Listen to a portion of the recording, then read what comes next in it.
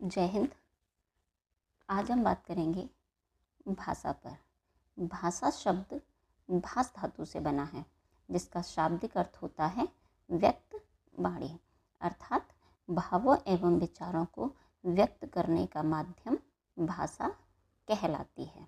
इसी बात को हम अन्य शब्दों में भी कह सकते हैं कि मनुष्य अपने विचारों का आदान प्रदान या विनिमय भाषा के माध्यम से करता है। भाषा के भेद मुख्यतः भाषा विज्ञान की दृष्टि से भाषा के दो भेद होते हैं। नंबर 1 मौखिक भाषा, नंबर 2 लिखित भाषा। और बृहद अर्थों में भाषा का एक और भेद होता है, यानी कि नंबर 3 सांकेतिक भाषा। मौखिक भाषा क्या होती है? जब मनुष्य अपनी इच्छा मति विचारों को मुख द्वारा या बोलकर व्यक्त करता है, तब वह मौखिक भाषा होती है। उदाहरण के लिए जैसे साक्षात्कार, सामान्य बातचीत, मोबाइल फ़ोन द्वारा बातचीत, नेताजी द्वारा भाषण देना या शिक्षक द्वारा व्याख्यान देना। लिखित भाषा किसे कहते हैं? व्यक्ति अपनी भावनाओं एवं इच्छाओं को जब लिख कर या लिपिबद्ध माध्यम से व्यक्त करता है, तब उसे लिखित भाषा कहते हैं। जैसे समाचार पत्र एवं पत्रिकाएं, पुस्तकें इत्यादि। सांकेतिक भाषा किसे कहते हैं? जब मनुष्य अस्पष्ट ध्वनियों या संकेतों के माध्यम से अपनी अभिव्यक्ति करता है, तब उसे सांकेतिक भाषा कहते हैं। जैसे यातायात संकेतक, मुंह पे उंगली रखना आदि। मौखिक भाषा की सबसे प्रमुख विशेषता होती है मधुरता, अर्थात मौखिक भाषा स्वीटनेस से होती है। मौखिक भाषा बहुत मधुर होती है। लिखित भाषा की सबसे प्रमुख विशेषता है अधिक समय तक सुरक्षित रहना या संरक्षित रहना। और सांकेतिक भाषा की सबसे प्रमुख विशेषता होती है गोपनीयता। अगर सीमाओं की बात करें तो मौखिक भाषा की सबसे प्रमुख सीमा है मूक बधिरता, अर्थात वह मनुष्य जो मूक अर्थात गूंगा और बधिर अर्थात बहरा, यानी जो व्यक्ति गूंगा और बहरा होता है, उसके लिए मौखिक भाषा महत्वहीन होती है। वह व्यक्ति जिसको अक्षर का ज्ञान नहीं है या जो निरक्षर है, उसके लिए लिखित भाषा का कोई महत्व नहीं होता। और ऐसा व्यक्ति जो दृष्टि से हीन है या जो देख नहीं सकता, अंधेपन का शिकार है, उसके लिए सांकेतिक भाषा महत्वहीन होती है। भाषा की विशेषताएं क्या क्या होती हैं? तो भाषा की सबसे पहली विशेषता है कि भाषा मनुष्य मुख से उच्चरित होती है, अर्थात पशु पक्षियों के मुख से उच्चरित ध्वनियों को हम भाषा नहीं कह सकते। दूसरी महत्वपूर्ण विशेषता, भाषा सार्थक या अर्थवान होती है, अर्थात वे ध्वनियाँ जिनका कोई अर्थ होता है उसे हम भाषा कहते हैं। अगला, भाषा प्रतीकात्मक ध्वनि है, अर्थात किसी भी वस्तु का हम जो नाम या जो ध्वनि उच्चरित करते हैं वह उस वस्तु की प्रतीकात्मक है। जैसे एक पुष्प का नाम या एक फूल का नाम है कमल, तो उस फूल को कमल हमने किस भाषा में कहा? हिंदी में। अगर उसी फूल को संस्कृत में कहा जाए तो हम क्या कहेंगे? जलज। और अगर हम अंग्रेजी की बात करें तो कमल को अंग्रेजी में कहते हैं लोटस। अर्थात भाषा क्या है? प्रतीकात्मक ध्वनि है, अर्थात किसी वस्तु की जो ध्वनि हम उच्चरित करते हैं वो भिन्न भिन्न भाषाओं में भिन्न भिन्न हो सकती है। अगली विशेषता है कि भाषा सामाजिक एवं अर्जित संपत्ति है, अर्थात मनुष्य भाषा को समाज में रहकर ही सीखता है। आगे बात करते हैं भाषा के रूप या प्रकार के। तो भाषा के रूप निश्चित नहीं है, बहुत सारे होते हैं। हम यहाँ मुख्य मुख्य रूपों की बात करेंगे। सबसे पहले हम बात करते हैं राजभाषा की। तो किसी भी देश के संविधान में वर्णित सरकारी कामकाज की भाषा उस देश की राजभाषा होती है। भारत की राजभाषा क्या है? तो भारत की राजभाषा हिंदी और लिपि देवनागरी है।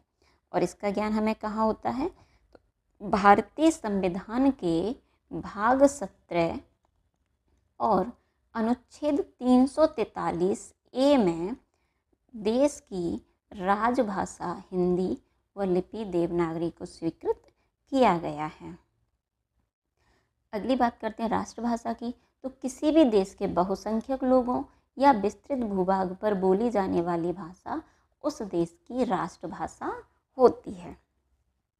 मानकों की दृष्टि से हिंदी भारत की राष्ट्रभाषा हो सकती है क्योंकि वह अधिकांश लोगों के द्वारा बोली जाती है और विस्तृत भौगोलिक क्षेत्र में भी बोली जाती है, किंतु भारतीय संविधान में राष्ट्रभाषा का उल्लेख नहीं मिलता। मानक भाषा क्या होती है? व्याकरणिक दृष्टि से शुद्ध भाषा मानक भाषा होती है। इसे आदर्श भाषा व परिनिष्ठित भाषा भी कहते हैं। और भारत में आदर्श भाषा या मानक भाषा के रूप में खड़ी बोली को चुना गया है। खड़ी बोली का मुख्य केंद्र है मेरठ, अर्थात खड़ी बोली कहाँ बोली जाती है? मेरठ और दिल्ली में। और खड़ी बोली का दूसरा नाम है कौरवी। अगली बात करते हैं संपर्क भाषा की। संपर्क भाषा किसे कहते हैं? तो दो भिन्न भाषा भाषी व्यक्ति व राज्यों के मध्य संपर्क के लिए अर्थात वार्तालाप के लिए प्रयुक्त की जाने वाली भाषा संपर्क भाषा होती है। भारत में संपर्क के लिए हिंदी और अंग्रेजी दो भाषाओं का चुनाव किया गया है। आगे बात करते हैं लक्ष्य भाषा। तो किसी भी अनुवादक के द्वारा जिस भाषा में अनुवाद किया जाता है वह उस अनुवादक की लक्ष्य भाषा होती है। और अनुवादक के द्वारा जिस भाषा से अनुवाद किया जाता है वह उसकी स्रोत भाषा होती है। जैसे मान लीजिए एक अनुवादक है और एक अनुवादक को अनुवाद करना है एक पत्र का, और पत्र मान लेते हैं तमिल भाषा में, और अनुवादक को पत्र का ट्रांसलेट करना है हिंदी भाषा में। तो अनुवादक के लिए तमिल भाषा स्रोत भाषा होगी क्योंकि वो किस भाषा से अनुवाद कर रहा है? तमिल भाषा से। और अनुवादक के लिए लक्ष्य भाषा हिंदी भाषा होगी। इसके बाद बात करते हैं कि हिंदी शब्द की उत्पत्ति कहाँ से हुई है। तो हिंदी शब्द की उत्पत्ति सिंधु शब्द से हुई है और हिंदी शब्द फारसी भाषा का शब्द है। आगे बात करते हैं कि भारतीय आर्य भाषाएं, या इसी को हम अन्य शब्दों में कह सकते हैं कि वर्तमान में जो हिंदी है उसका विकास किस तरीके से हुआ या हिंदी का विकास क्रम कैसे हुआ। तो सबसे पहले भारतीय आर्य भाषाओं में सबसे पहले हमें मिलती है वैदिक संस्कृत, उसके बाद लौकिक संस्कृत, उसके बाद पाली, फिर प्राकृत, उसके बाद अपभ्रंश और उसके बाद वर्तमान में प्राप्त हिंदी। यदि वैदिक संस्कृत की बात करें तो वैदिक संस्कृत में वेद, ब्राह्मण, उपनिषद आदि प्राप्त होते हैं। लौकिक संस्कृत में महाभारत, रामायण, श्रीमद्भागवत गीता आदि मिलते हैं। पाली भाषा में बौद्ध धर्म का साहित्य या जिसे हम कहते हैं बौद्ध साहित्य प्राप्त होता है, और प्राकृत भाषा में जैन साहित्य प्राप्त होता है, और अपभ्रंश में आदिकालीन महत्वपूर्ण रूप से आदिकाल का रासो साहित्य अपभ्रंश भाषा में मिलता है। और हिंदी भाषा में आधुनिक युग का साहित्य अर्थात भारतीय युग के बाद का साहित्य हमें हिंदी भाषा में प्राप्त होता है। यदि हम बात करें कि वैदिक संस्कृत का टाइम ड्यूरेशन क्या था, यानी हमें कब प्राप्त होती है, तो 2000 ईसा पूर्व से लेकर के 800 ईसा पूर्व तक वैदिक संस्कृत प्राप्त होती है।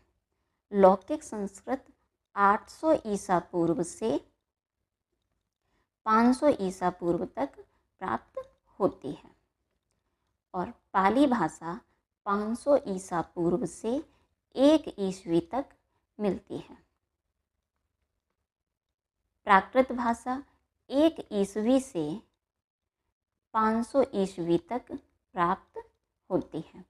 अपभ्रंश भाषा 500 ईस्वी से 1000 ईस्वी तक प्राप्त होती है और हिंदी भाषा 1000 ईस्वी से अब तक या अद्यतन तक प्राप्त होती है। धन्यवाद।